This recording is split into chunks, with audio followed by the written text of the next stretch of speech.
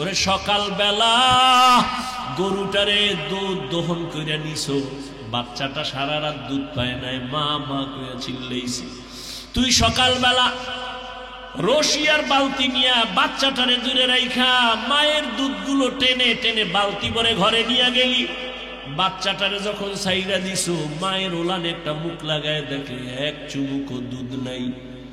বাচ্চার কলিজায় ব্যথা। সারাটা দিন চাষাবাদ করলি, দুধ দিলি না, গরুটারেও খানা দিলি না, তুই 3 বেলা পেট মইরা খাইলি, গরুটারে 1 বেলার খানাও দিলি না। সন্ধ্যাবেলা আবার গোয়াল ঘরে বাইন্দা রাখছো। বাচ্চাটায় রাতে কাঁদে, ও মা পেটে ক্ষুধা সইতে পারি না, একটু দুধ দাও।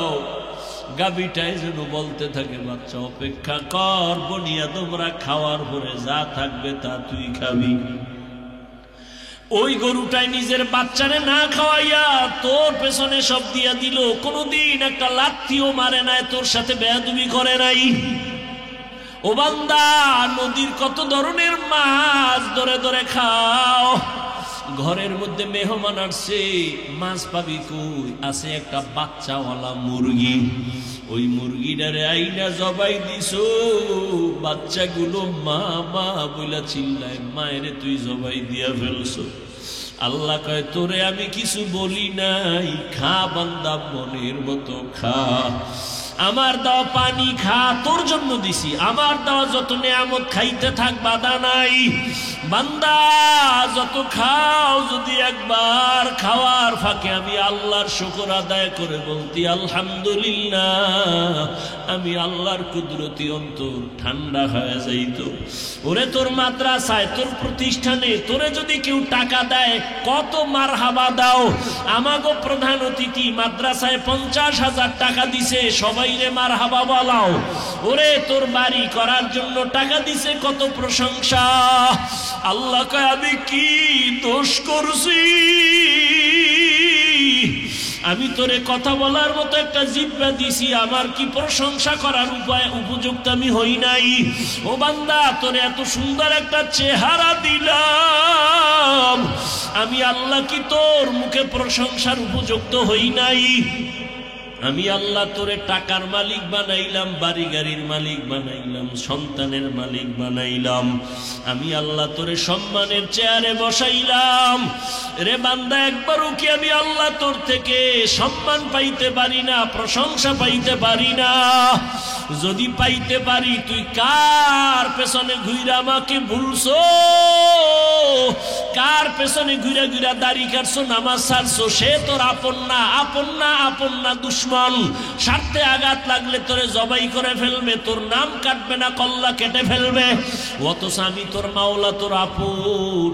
রাতের বেলা তুই ঘুমের মধ্যে মইরা গেছো, আমি আল্লাহ তোরে সজাগ না করলে কেউ সজাগ করতো না। আমি আল্লাহরে ভুলিয়া কোথায় যাও? আজকে হজের প্যান্ডেলে আসছো। আরে আমি আল্লাহ দেখছি তুই রাতের বেলা কি পরিমাণ গুনাহ করছো, তোর মা বাবায় দেখে নাই, আমি আল্লাহ দেখেছি। তোর মা বাবায় যদি জানতো তুই রুমের মধ্যে গুনাহ করতেছো, তোর মা বাবায় জুতা দিয়া তোরে বেদ দিয়া বাইর কইরা বলতো, যা না ফরমান বের হ। ওরে তোর বন্ধু বান্ধব যদি জানতো তুই জেনা করো, তোরে ঘর থেকে বের করে দিত, তোর নাম্বার ডিলিট করে দিত। ওরে আমি আল্লাহ তাকাইয়া দেখছি তুই কত গুনাহ করেছো। হাতের দ্বারা গুনাহ করেছো, চোখের দ্বারা গুনাহ করেছো, জবানের দ্বারা গুনাহ করেছো, কত চোখের দ্বারা, কানের দ্বারা।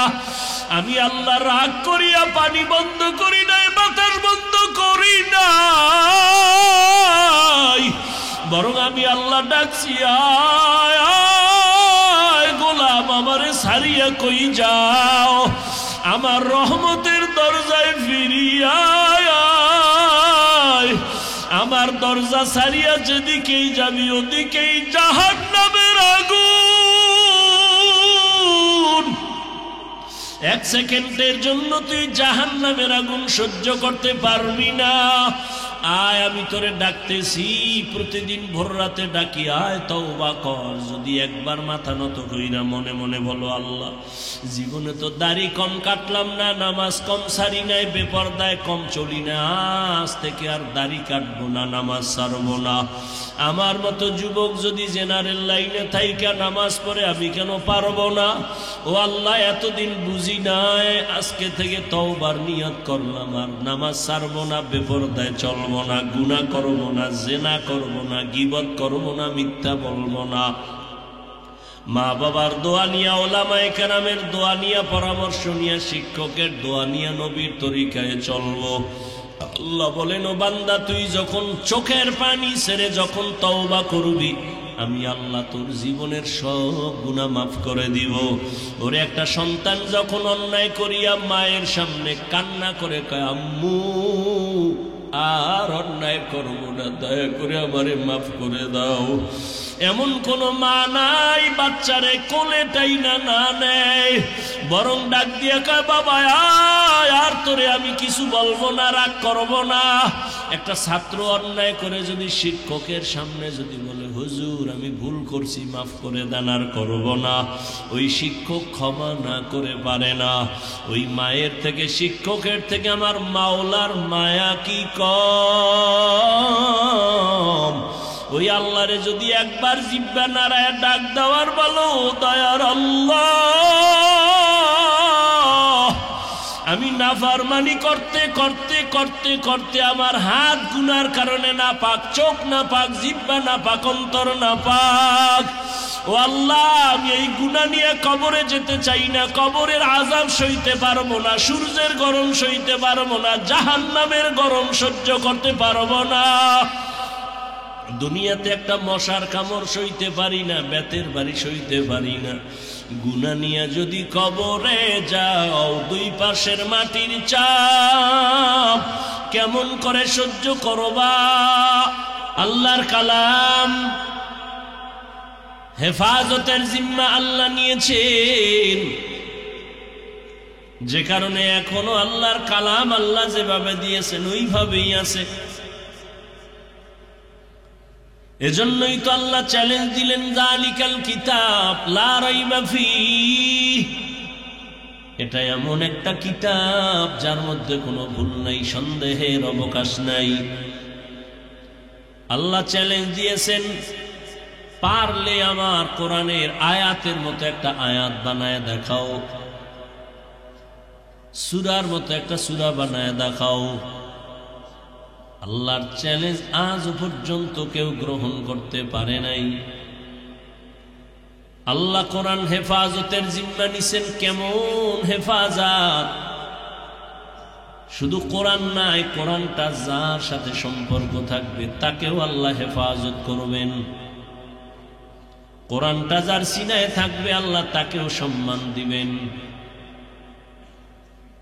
আপনাদের দেবিদ্বারে বহু বিল্ডিং আছে, একটা বিল্ডিং এর এত দাম নাই আল্লাহর কোরআনওয়ালা ঘরের যেই পরিমাণ দাম। এখানে মাঠে ভরা মানুষ, রাস্তায় মানুষ, অভাব নাই, কিন্তু একটু আগে একটা সন্তানের মাথায় পাগড়ি দিয়েছি, ওই সন্তানটার এত দাম, এই দাম বান্দার আর কারো নাই। দুনিয়াতেও দাম, আখিরাতেও দাম।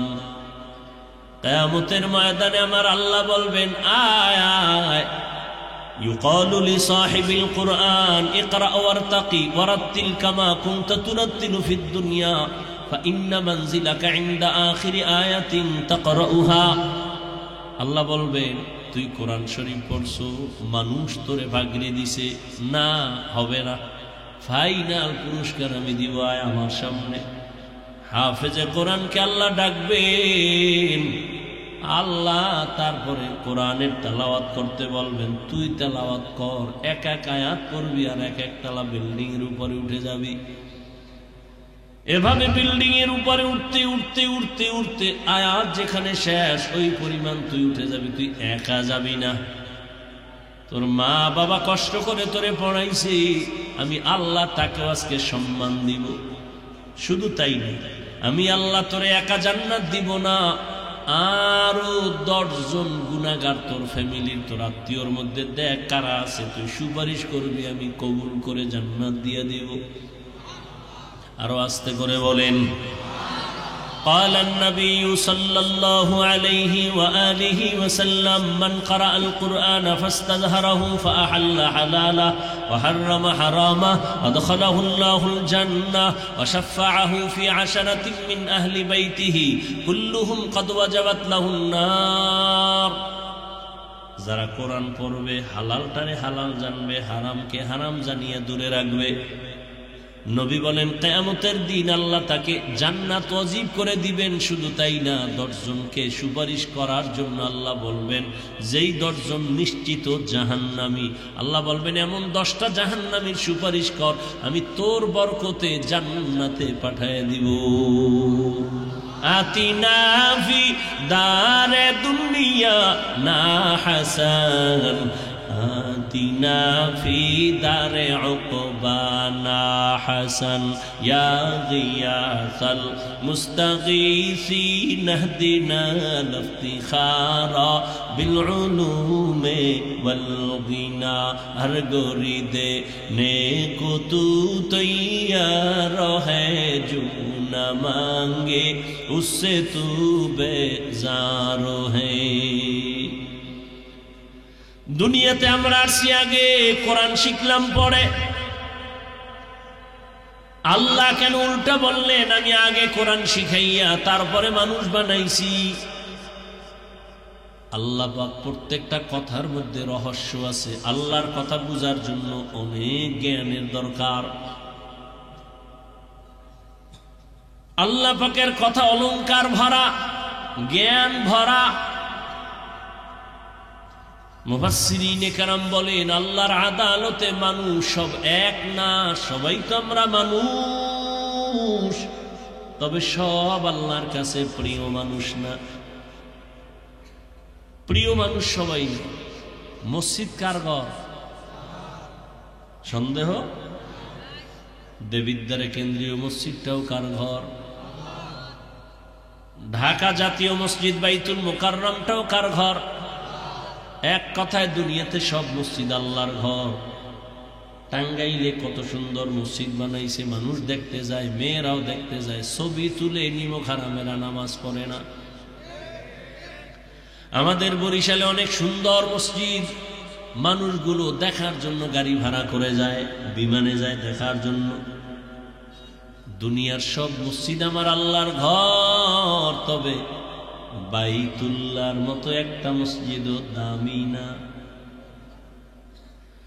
আল্লাহর ঘর বাইতুল্লাহ এটাও মসজিদ কিন্তু এটার এত দাম রহমতের নবী বলেন কেউ যদি আল্লাহর ঘর বাইতুল্লাহ দিয়ে শুধু তাকায় তাকায় দেখে অনবরত আমলনামায় সওয়াব আর সওয়াব সুবহানাল্লাহ না আর কয়েক কারণ যেই পরিমাণ বিড়ি ঢানো গীবত শেখায়াত গালাগালি মিথ্যা ওই জমানে সুবহানাল্লাহ আসতে অনেক সময়ের দরকার আর একটা স্বাভাবিক কারণ হইল ঘুমের কারণে বলতে মনে চায় না বা ক্ষুধা লাগছে আমিও বেশি দীর্ঘ টাইম নিব না বললাম না আপনাদের কষ্ট এক সময়ের জন্য আমাদের তো সারা জিন্দেগি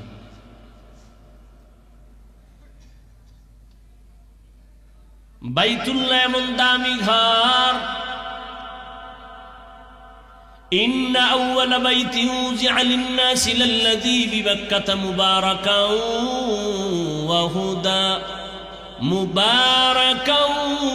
وهدى للعالمين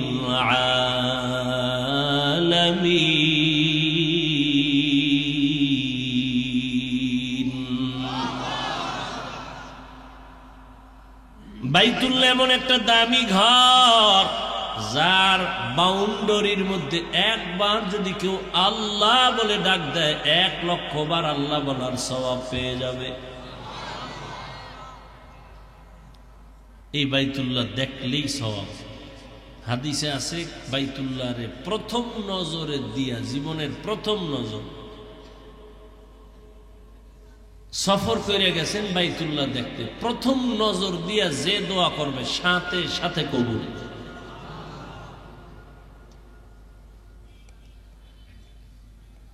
আল্লাহ তাআলা এমন ঘর বানাইলেন, সব মসজিদ আল্লাহর ঘর, তবে বাইতুল্লাহর মতো সম্মানিত সব না। আপনাদের এই দেবিদ্বারে গরু আসেনি, গরু কে বানাইছেন? কিন্তু সব গরু দামি না। মুসা নবীর সাথে যে গরুটার সম্পর্ক, ওই গরুটা দামি, জান্নাতে যাবে। সূরা বাকারা মানে কি? গরুর সূরা। আপনাদের আশেপাশে পিপিলিকার অভাব নাই, সব আল্লাহ বানাইছেন। কিন্তু সুলাইমান নবীর সাথে যে পিপিলিকাটা কথা বলছিল, ওই পিপিলিকা দামি, জান্নাতে যাবে। জমিনে অনেক উটনি আছে, উট আছে, কোন উটনি সব আমার আল্লাহ বানাইছেন, তবে সব উট আর উটনি দামি না। রহমতের নবী যে উটে সাওয়ার হইছেন, ওই উট জান্নাতে যাবে। দেবিদ্বারে কুকুর আছে না, সব আল্লাহর বানানো মাখলুক, কিন্তু একটা কুকুরও দামি না। হ্যাঁ, আসহাবে কাহাফের সাথে যে কুকুরের সম্পর্ক, ওই কুকুর আল্লাহর জান্নাতে যাবে, বড় দামি। ও আল্লাহর বান্দারা, ডানা মেলে পাখি তুলে আকাশে হাজারো লাখো পাখি উড়ে, সব পাখি আল্লাহর বানানো মাখলুক, কিন্তু দামি না। হুদহুদ নামের পাখি সুলাইমান নবীর সাথে সম্পর্কিত, আল্লাহর জান্নাতে যাবে। একটু চিন্তা করেন না বয়ে বয়া, একটা পাখি জান্নাতে যাবার কাম কি? একটা গরু জান্নাতে যাবার কাজ কি? জান্নাতের কোনো কাজ নেই। পিপিলিকা যাবে জান্নাতে, কুকুর যাবে কেন? কোনো কাম নাই। আল্লাহ পাক এগুলো তো কোরআন থেকে বলতেছি, দুনিয়ার মানুষকে বুঝাইতেছে। দেখ, একটা কুত্তা সে জান্নাতে যায় কেন? ভালো মানুষের সোহবত পাইছে এই জন্য। একটা পিপিলিকা জান্নাতে যাবে কেন? আল্লাহর প্রিয় বান্দার সাথে সম্পর্কের কারণে। আল্লাহর কাছে তারও দাম বেড়ে গেছে। ও আল্লাহর গোলাম, একটা পাখি এত দামি কেন? কয় দামি ব্যক্তির সাথে সম্পর্কের কারণে দাম বেড়ে গেছে। চিটার কোনো দাম নাই, ধানের সাথে থাকার কারণে দাম বেড়ে গেছে। ও মানুষ, তোমারও কোনো দাম নাই, তবে কোরআনের সাথে থাকো, কোরআনওয়ালার সাথে থাকো, তোমার দাম বেড়ে যাবে। কিয়ামতের দিন আমি কোরআন পড়িয়া আলেম হইয়া যেই পুরস্কার আল্লাহর থেকে পাবো, আমারে আলেম বানানোর পেছনে যারা সহযোগিতা করেছে, তারাও সেই পুরস্কার পেয়ে জান্নাতে যাবে। আতিনা ফি দারে দুনিয়া না হাসান, আতিনা ফি দারে উকবানা হাসান। আল্লাহ বিবেক দিছে, বুঝেন। এতগুলো মানুষ এই শীতের মধ্যে, ঠান্ডার ভিতরে, এত দেরিতেই ঠান্ডা মাটির মধ্যে বসার কি মানি? টাকাও পাবে না, খানাও পাবে না। খানা আছে নি? খিচুড়ি টিচুড়ি তবারক, হ্যাঁ, খাইয়ে মোবারক হয়ে যাবে। আছে নাই? খানাও পাবে না, টাকাও পাবে না। কপাল যদি খারাপ হয় তো রিক্সাও পাবে না, হেঁটে হেঁটে বাড়ি যাবে। আর রিক্সা পাইলেও ভাজাইবে কেমনে? টাকা না রাইখে দিছে রহমতপুরি, মাদ্রাসার জন্য দিয়া দিছে, আবেগে দিয়া দিয়া যখন রাস্তায় যায় পকেটে হাত দিবে যে সব দিয়ে এলাম, এবার উভয় কি? আবেগে সব দিয়ে দিছে। এরপর মানুষগুলো বসা কেন? মুরব্বীরা বসে আছে, হয়তো বুঝাইছে কোরআন বড় দামি, জান্নাত পেতে চাই, কিন্তু বাচ্চাগুলো কেন বসে আছে? ওরা কি বুঝে? এটাই তো কোরআনের মুজিজা, এটাই তো কারিশমা, এটাই তো মাওলার কুদরত। যত বয়ান করতেছি যে করতেছি, সব গাইবী কথা। কই জান্নাত, কই জাহান্নাম, কই সুলাইমান নবী, কই আমগো নবী, কই মুসা নবী, কই মুসা নবীর গরু, কই সুলাইমান নবীর হুদহুদ পাখি, কই পিপিলিকা, সব গাইবী আওয়াজ। দইরা দেখানো যাইতেছে না, এরপর মানুষ চাতক পাখির মতো বৈশা শুনতেছে। এমন ভাবে শুনতেছে মনে হয় জীবনের থেকে এই কথাটাই দামি। এই মুহূর্তে টেলিফোন আসলেও তার টেলিফোন ধরবে না, বারবার কেটে দিবে, কেটে দিবে, কেটে দিবে। আর পরও করলে এবার দিবে ধমক, বেয়াদব, 3বার 4বার কেটে দিছে, আবার ফোন করো, বুঝো না আমি ব্যস্ত আছি। আর যদি কোনো ম্যাডাম দিয়া দেয় তা আজকে রাস্তায় শীতের মধ্যে খবর আছে এই ম্যাডামের, তোমার ম্যাডাম আসেনি, তুমি যেইভাবে এত সিট ঠিক করলে।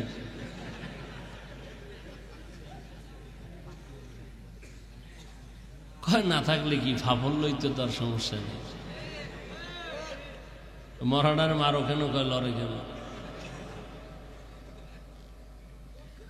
जिंदगी में बंदगी तू करना है, जिंदगी में बंदगी तू करना है, जिंदगी बे बंदगी शर्मिंदा है, जिंदगी बे बंदगी शर्मिंदा है।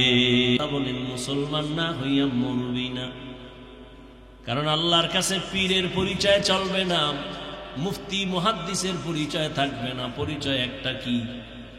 মুসলমানি বওয়াদ গরদান নেহাদান এনানে খুদ বদসতে খা জাদাদান গর্ব সুরত আদমি ইনসাবুদে আহমদবু জাহলো হামেক সাবুদি।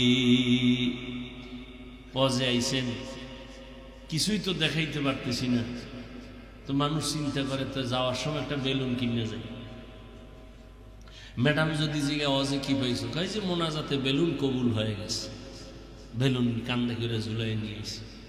আর একজন একটা প্লাস্টিকের মাছ কিনছে, এটারে কান্দে করে ঝুলাই গেছে। অজের ফলাফল নগদ বেলুন আর মাছ। কপালে তোমরা পড়ছে এই জাতি, আফসুস, হাজারো আফসুস। এই জন্য ওয়াজ ফ্যাশন হয়ে গেছে, বরকত নেই তো, কোনো বরকত নেই, বরকতের বয়ানও নাই। আর বরকত তো কেমনে থাকবে? আল্লাহর ভয় তাকওয়া নাই, জাহান্নামের ভয় নাই। এই কারণে ওয়াজের প্যান্ডেল বড় জান্নাতি বাগান, আবার এই উপলক্ষে পাশে আসে জাহান্নামের বাজার, মার্কেট, দোকান, খেলনার দোকান। আবার ওই দোকানে ঘুরে ওখানে জান্নাতের হুরপুরিরাও ঘুরে, যুবতী মেয়েরাও ঘুরে, বেপর্দা নারীও ঘুরে। কবিরা গুনাহ, কবিরা গুনাহ, কবিরা গুনাহ, জাহান্নামের বাজার ওয়াজ উপলক্ষে। ওখানের কবিরা গুনার দায়ভার কে নিবে? এখানে না, সারা বাংলাদেশের হালাত বড় খারাপ। জাতির কপালে তো খারাপ, প্রয়োজনে বক্তা বাদ দিবে, তার উপরও আকাম বাদ দিবে না।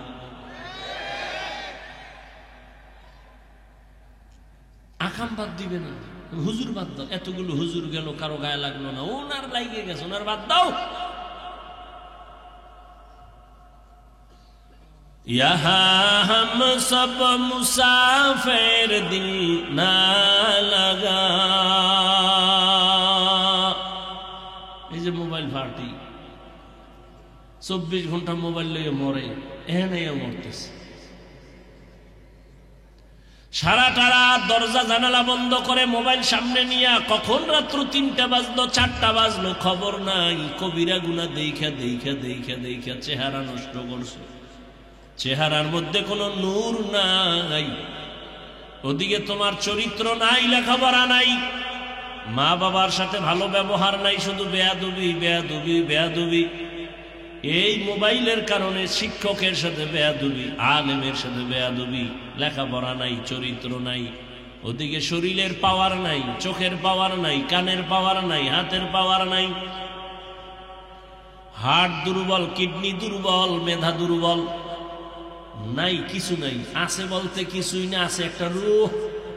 আজরাইল আইসা নিয়ে গেলে তুইও নাই। আল্লাহ না করুক যদি মইরা যাও, কি নিয়ে তোরে স্মরণ করবে? বলবে একটা বেয়াদব মইরা গেছে, আলহামদুলিল্লাহ। মাও বলবে ওর চরিত্রের কারণে মানুষ আমারে লজ্জা দিত, মহিলারা বাজে কথা বলতো, মইরা গেছে, বিপদ গেছে। এই জীবনে কামাই করলি সবার বড়দোয়া, এটা একটা জীবন হইল।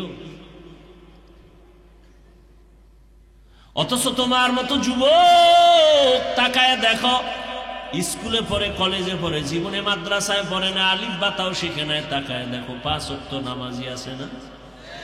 তোমার কপালে কার অভিশাপ লাগছে যে তুমি নামাজ পড়তে পারো না? ও আমার কলিজার যুবক বাবারা, তোমার মতো যুবক জেনারেল লাইনে থাকিও তাকায় দেখো, র্যাব, আর্মি, পুলিশ, বিডিআর এর চাকরি করে, নামাজ ছাড়ে না, তুমি কেন পারো না রে বাবা?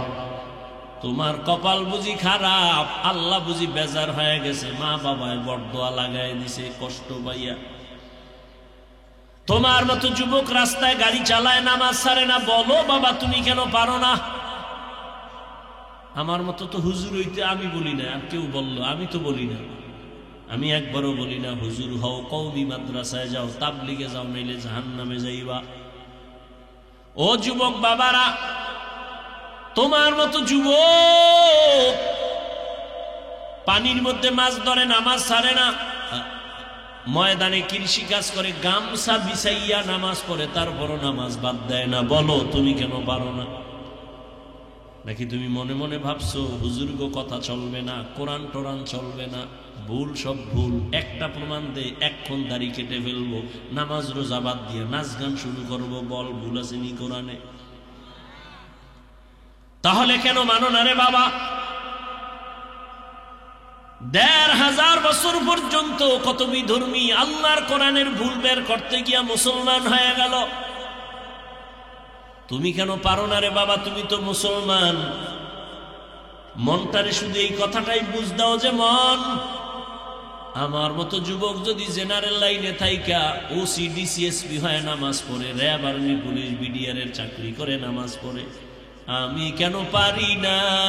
আমার কপাল কেন এত খারাপ? ও আমার পর্দার আড়ালের মা বোনেরা, এই শীতের মধ্যে আছে না গেছি না? এরে আম্মা জান, ধন্য আপনার জীবন। এই দুনিয়ায় যত ভালো সন্তান আসছে সব আপনাদের অবদানের কারণে। আল্লাহ বলেন মানুষ তো সব মানুষ, তবে আমার কাছে সব প্রিয় মানুষ না। সবাই তো মানুষ, সবাই প্রিয় মানুষ না। সব কুকুর, তবে সব কুকুর প্রিয় না।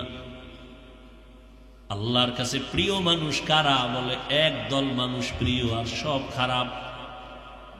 কেমন কেমন কয়, একদল মানুষ আছে গুণের মানুষ, আর একদল মানুষ জন্মগত মানুষ, আর একদল মানুষ বংশগত মানুষ। আল্লাহর দরবারে বংশগত মানুষের মূল্য নাই, আল্লাহর দরবারে জন্মগত মানুষের মূল্য নাই, আল্লাহর দরবারে একমাত্র গুণের মানুষের মূল্য। ভালো করে বুঝো যুবকেরা, গুণের মানুষ বুঝো ভালো করে। এই যে গুণ কারে কয়? যেই জিনিস বানানোওয়ালা যেই কাজের জন্য বানায়, ওই কাজ হলো ওই জিনিসের গুণ। যেমন এই যে আমি মাউথ কথা বলি, কেন বানাইছে মাউথ? বলে আওয়াজ নিয়ে মেশিনে মাইক থেকে, হর্ন থেকে বের করে দিবে। এক কথায় মাইক বানানোওয়ালা বানাইছে আওয়াজ দেওয়ার জন্য। তাহলে এই যে মাউথ বানাইলো আওয়াজ দেওয়ার জন্য, তো আওয়াজ দেওয়াটাই এই মাইকের গুণ। বাতিওয়ালা বাতি বানাইছে কেন? আলো দেওয়ার জন্য, তো আলো দেওয়া বাতির গুণ। ঘড়িওয়ালা ঘড়ি বানাইছে কেন? টাইম ঠিক মতো দেওয়ার জন্য, তো টাইম দেওয়া ঘড়ির গুণ। পাখাওয়ালা পাখা বানাইছে কেন? বলে বাতাস দেওয়ার জন্য, বাতাস দেওয়া পাখার গুণ। বুঝেননি? মাইকের গুণ কি? বাতির গুণ কি? ঘড়ির গুণ কি? পাখার গুণ কি? ভালো করে বুঝেন। মাইক যদি আওয়াজ না দেয় সবাই বলবে লাথি মেরে ফেলে দেয়, এটা গুণের মাইক না। বাতি যদি আলো না দেয় বলবে ভেঙ্গে ফেল, এটা গুণের বাতি না। পাখা যদি বাতাস না দেয় বলবে এটা গুণের পাখা না, এটারে ফেলে দাও। যেই জিনিসটা যেই কাজের জন্য বানানোওয়ালা বানায়, ওই কাজ হলো ওই জিনিসের গুণ। এবার বুঝো মানুষ কেন বানাইছে? আল্লাহ মানুষ কেন বানাইলেন? তার জবাবে আল্লাহ বলেন মা খালাকতুল জিন্না ওয়াল ইনসা ইল্লা লিয়াবুদুন। আল্লাহ বলেন আমি মানুষ বানাবার একমাত্র কারণ হলো ইবাদত। মানুষ বানাইছেন কেন? ইবাদতের জন্য। তো এবার বলেন তো মানুষের গুণ কি? কথা শুনবেন না মোনাজাত দিয়ে দিন? আমি ছেড়ে দিলে আমার আসান হবে, কারণ কালকে আবার আপনাদের বিবারিয়া জোহরের নামাজ পড়ব, আবার ঢাকা যাইয়া মাহফিল।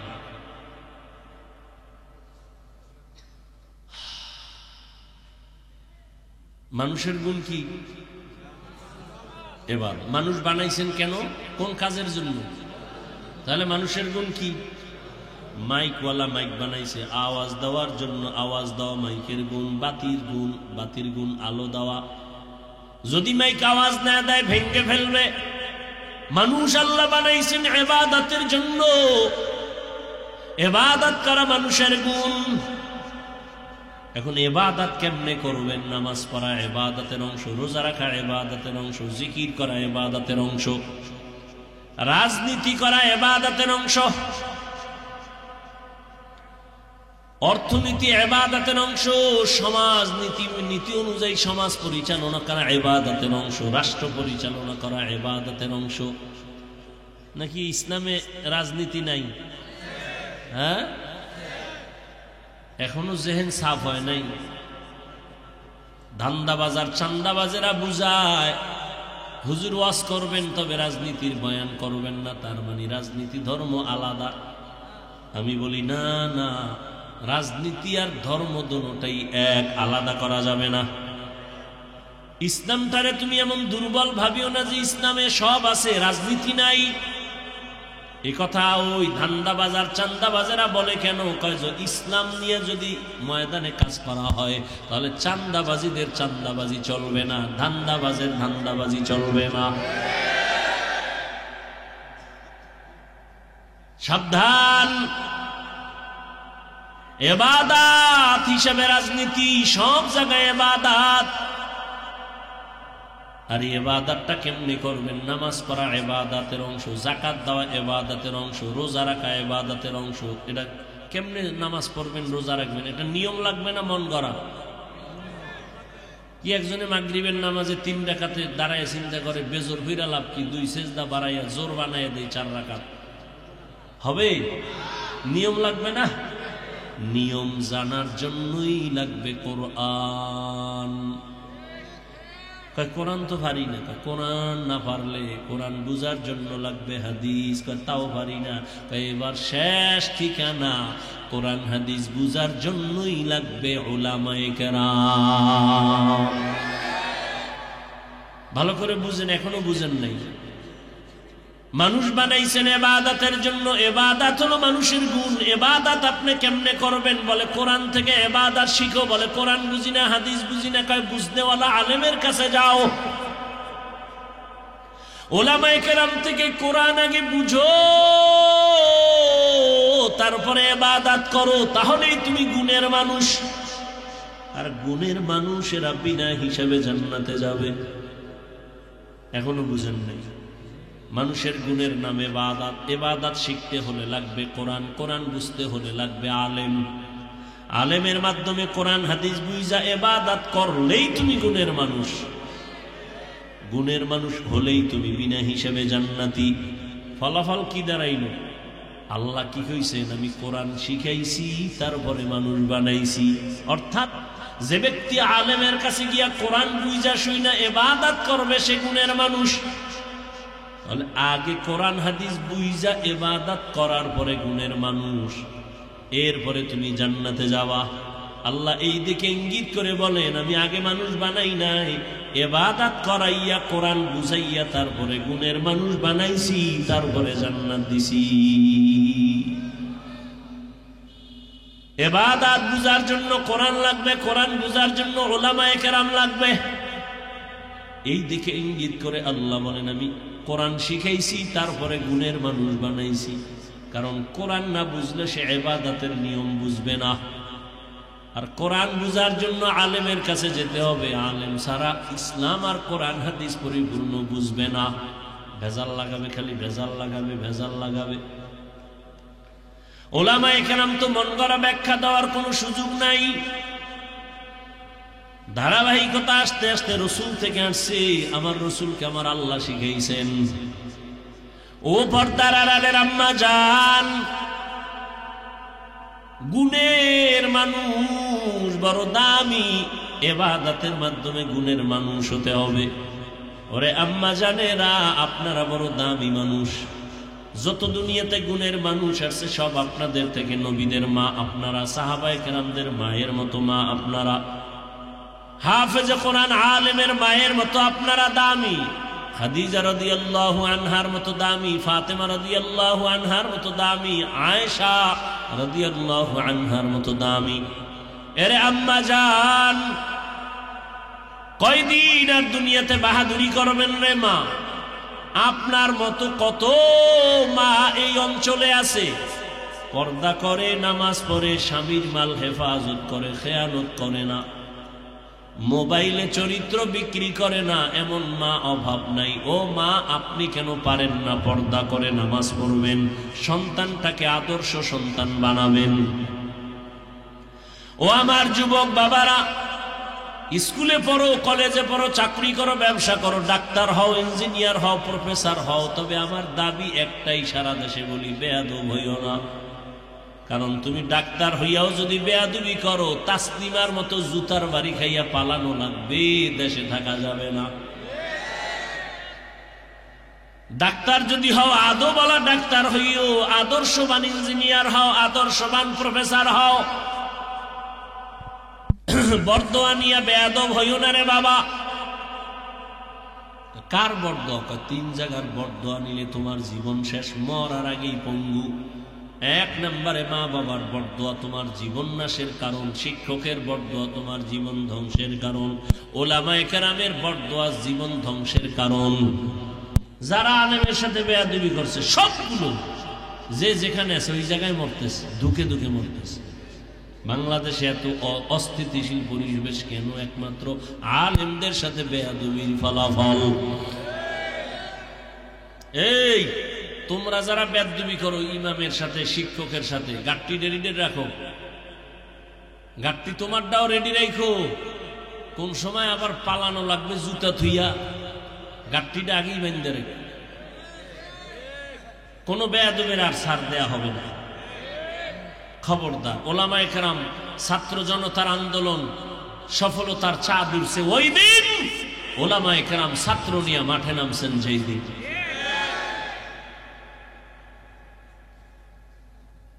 খবরদার, ওলামায়ে কেরামের সাথে বেয়াদবি আল্লাহ বরদাস্ত করেন না। মা বাবার বেয়াদবি, জীবন তোমার ধ্বংসের পথে চলে যাবে। শিক্ষকের সাথে বেয়াদবি, তোমার জীবন নষ্ট হয়ে যাবে। অতএব অনুরোধ করে বলবো, বাবা ডাক্তার, ইঞ্জিনিয়ার, প্রফেসর হও, ব্যবসায়ী, চাকরিজীবী যাই হও না কেন, মা বাবার বরদোয়া নিও না, শিক্ষকের বরদোয়া নিও না, ওলামায়ে কেরামের বরদোয়া নিও না। দোয়া নিয়ে সামনে আগাও, জীবন তোমার সফল। তোমার মতো যুবক চোখের দিয়ে তাকায় কথা বলে না, দেখলে সালাম দেয়, মাথাটা আগায় দেয়, হুজুর দোয়া কইরে, মনে চায় রুমাল দিয়া পা মোছায় দেই। আর তোমার চেহারার দিয়ে তাকাইলে বড় লজ্জা লাগে, বড় কষ্ট লাগে। তুমি যুবক হইয়া কেন নামাজ পড়ো না? ওরে বাবা, মোবাইল চালাও, চালাও তো এইরকম যে চালাবা, চালাইতে চালাইতে তোমার চেহারাটার নূর তুমি নষ্ট করে ফেলেছো, তোমার চরিত্র নষ্ট করে ফেলেছো, লেখাপড়া ধ্বংস করে ফেলেছো। তোমার ভালো একটা গুণ নাই, শুধু মোবাইলের কারণে মায়ের সাথে বেয়াদবি, বাবার সাথে বেয়াদবি, শিক্ষকের সাথে বেয়াদবি। মায়ের টাকা চুরি করছো মোবাইল ঠিক রাখার জন্য, বাবার টাকা চুরি করো। মা বাবায় টাকা না দিলে গালাগালি কইরা বন্ধুরটা চুরি করো। যখন বন্ধু দেয় না তখন মানুষের দোকান চুরি করার চিন্তা করো। এই এক মোবাইলে তোর জীবনটারে নষ্ট করে ফেললো। না লেখাপড়া আছে, না চরিত্র আছে। ও আল্লাহর বান্দারা, দু পায়ে হাত রেখে বলছি রে যুবক, আসলে কি আমরা ভুলে আছি না তোমরা আছো তাও বুঝি না। তুমিও মুসলমান, আমিও মুসলমান, তোমার আমার আল্লাহ এক, নবী এক, কোরআন এক, কাবা এক, ধর্ম এক, কালেমা এক। কাফন হবে তিনটা, কালারও এক, কবরের সাইজও এক, কবরের প্রশ্ন তিনটা তাও এক। অথচ তোমারে বয়ান কইরা বুঝানোর পরেও তুমি বুঝতেছো না, মানতে চাও না। আমি নামাজ ছাড়তে চাই না, তুমি নামাজ পড়তে চাও না, তুমি কেমন মুসলমান? আমি দাড়ি কাটলে লজ্জা পাই, তুমি দাড়ি রাখতে লজ্জা পাও। আমি টুপি না পরলে লজ্জা পাই, তুমি টুপি মাথায় দিতে লজ্জা পাও। আমি মসজিদে না ঢুকলে লজ্জা পাই, তুমি ঢুকতে গেলে লজ্জা পাও। তুমি কেমন মুসলমান?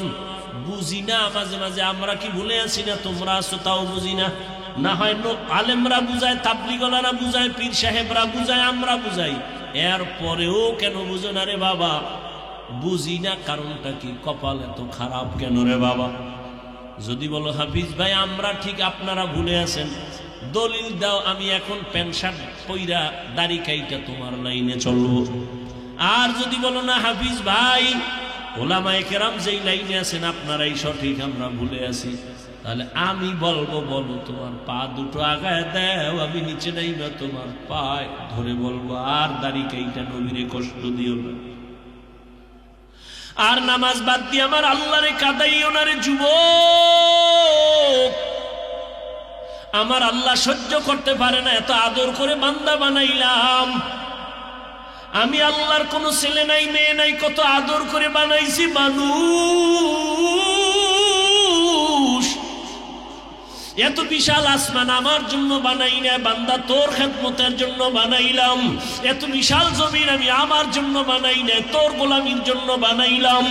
এত বিশাল সমুদ্র তোর খেদমতের জন্য পানি দিলাম ফিরি, তোর খেদমতের জন্য আমি সব সূর্যের আলো তোর খেদমতে দিয়া দিলাম, চাঁদের আলো তোর খেদমতে লাগায় দিলাম, দুনিয়ার সব প্রাণী তোর খেদমতে লাগায় দিলাম। ওরে সকালবেলা গরুটারে দুধ দহন কইরা নিছো, বাচ্চাটা সারা রাত দুধ পায় নাই, মা মা কইরা চিল্লাইছে। তুই সকালবেলা রশিয়ার বালতি নিয়া বাচ্চাটারে দূরে রাইখা মায়ের দুধগুলো টেনে টেনে বালতি ভরে ঘরে নিয়ে গেলি। বাচ্চাটারে যখন ছাইরা দিছো, মায়ের ওলানে একটা মুখ লাগায় দেখে এক চুমুকও দুধ নাই। বাচ্চার কলিজায় ব্যথা।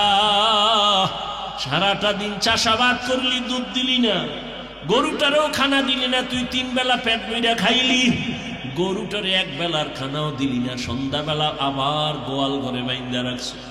বাচ্চাটায় রাতে কাঁদে, ও মা পেটে ক্ষুধা সইতে পারি না, একটু দুধ দাও। গাভীটায় যেন বলতে থাকে, বাচ্চা অপেক্ষা কর, বনিয়া তোমরা খাওয়ার পরে যা থাকবে তা তুই খাবি। ওই গরুটাই নিজের বাচ্চারে না খাওয়াইয়া তোর পেছনে সব দিয়া দিল, কোনদিন একটা লাথিও মারে নাই, তোর সাথে বেয়াদবি করে নাই। ও বান্দা, নদীর কত ধরনের মাছ ধরে ধরে খাও। ঘরের মধ্যে মেহমান আসছে, মাছ পাবি কই? আছে একটা বাচ্চাওয়ালা মুরগি, ওই মুরগিটারে আইনা জবাই দিছো। বাচ্চাগুলো মা মা বইলা চিল্লায়, মায়েরে তুই জবাই দিয়া ফেলছো। আল্লাহ কয়, তোরে আমি কিছু বলি নাই, খা বান্দা মনের মতো খা। আমার দেওয়া পানি খা, তোর জন্য দিছি। আমার দেওয়া যত নেয়ামত খাইতে থাক, বাধা নাই। বান্দা যত খাও, যদি একবার খাওয়ার ফাঁকে আমি আল্লাহর শুকর আদায় করে বলতি আলহামদুলিল্লাহ, আমি আল্লাহর কুদরতি অন্তর ঠান্ডা হয়ে যাইত। ওরে তোর মাদ্রাসায়, তোর প্রতিষ্ঠানে তোরে যদি কেউ টাকা দেয়, কত মারহাবা দাও। আমাগো প্রধান অতিথি মাদ্রাসায় 50,000 টাকা দিছে, সবাইরে মারহাবা বলাও। ওরে তোর বাড়ি করার জন্য টাকা দিছে, কত প্রশংসা। আল্লাহ কয়, আমি কি দোষ করছি? আমি তোরে কথা বলার মতো একটা জিহ্বা দিছি, আমার কি প্রশংসা করার উপযুক্ত আমি হই নাই? ও বান্দা, তোরে এত সুন্দর একটা চেহারা দিলাম, আমি আল্লাহ কি তোর মুখে প্রশংসার উপযুক্ত হই নাই? আমি আল্লাহ তোরে টাকার মালিক বানাইলাম, বাড়ি গাড়ির মালিক বানাইলাম, সন্তানের মালিক বানাইলাম। আমি আল্লাহ তোরে সম্মানের চেয়ারে বসাইলাম। রে বান্দা, একবারও কি আমি আল্লাহ তোর থেকে সম্মান পাইতে পারি না, প্রশংসা পাইতে পারি না? যদি পাইতে পারি, তুই কার পেছনে ঘুইরা আমাকে ভুলছো? কার পেছনে ঘুরা ঘুরা দাড়ি কাটছো, নামাজ ছাড়ছো? সে তোর আপন না, আপন না, আপন না, দুশ্মন। স্বার্থে আঘাত লাগলে তোরে জবাই করে ফেলবে, তোর নাম কাটবে না, কল্লা কেটে ফেলবে। অথচ আমি তোর মাওলা, তোর আপন। রাতের বেলা তুই ঘুমের মধ্যে মইরা গেছো। আমি আল্লাহ তোরে সজাগ না করলে কেউ সজাগ করতো না। আমি আল্লাহরে ভুলিয়া কোথায় যাও? আজকে হজের প্যান্ডেলে আসছো। আরে আমি আল্লাহ দেখছি তুই রাতের বেলা কি পরিমাণ গুনাহ করছো। তোর মা বাবায় দেখে নাই, আমি আল্লাহ দেখেছি। তোর মা বাবায় যদি জানতো তুই রুমের মধ্যে গুনাহ করতেছো, তোর মা বাবায় জুতা দিয়া তোরে বেদ দিয়া বাইর কইরা বলতো, যা না ফরমান বের হ। ওরে তোর বন্ধু বান্ধব যদি জানতো তুই জেনা করো, তোরে ঘর থেকে বের করে দিত, তোর নাম্বার ডিলিট করে দিত। ওরে আমি আল্লাহ তাকাইয়া দেখছি তুই কত গুনাহ করেছো। হাতের দ্বারা গুনাহ করেছো, চোখের দ্বারা গুনাহ করেছো, জবানের দ্বারা গুনাহ করেছো, কত চোখের দ্বারা, কানের দ্বারা। আমি আল্লাহ রাগ করিয়া পানি বন্ধ করি নাই, বাতাস বন্ধ করি নাই, বরং আমি আল্লাহ ডাকছি, আয় আয় গোলাম, আমারে ছাড়িয়া কই যাও, আমার রহমতের দরজায় ফিরিয়া আয়। আমার দরজা ছাড়িয়া যেদিকেই যাবি ওদিকেই জাহান্নামের আগুন। এক সেকেন্ডের জন্য তুই জাহান্নামের আগুন সহ্য করতে পারবি না। আয়, আমি তোরে ডাকতেছি, প্রতিদিন ভোর রাতে ডাকি, আয় তওবা কর। যদি একবার মাথা নত কইরা মনে মনে বলো, আল্লাহ জীবনে তো দাড়ি কম কাটলাম না, নামাজ কম সারি নাই, বেপরদায় কম চলি না, আজ থেকে আর দাড়ি কাটবো না, নামাজ ছাড়বো না। আমার মতো যুবক যদি জেনারেল লাইনে থাইকা নামাজ পড়ে, আমি কেন পারবো না? ও আল্লাহ, এতদিন বুঝি নাই, আজকে থেকে তওবার নিয়ত করলাম, আর নামাজ ছাড়বো না, বেপরদায় চলবো না, গুনাহ করবো না, জেনা করবো না, গীবত করবো না, মিথ্যা বলবো না। মা বাবার দোয়া নিয়া, ওলামায়ে কেরামের দোয়া নিয়া, পরামর্শ নিয়া, শিক্ষকের দোয়া নিয়া নবীর তরিকায় চলবো।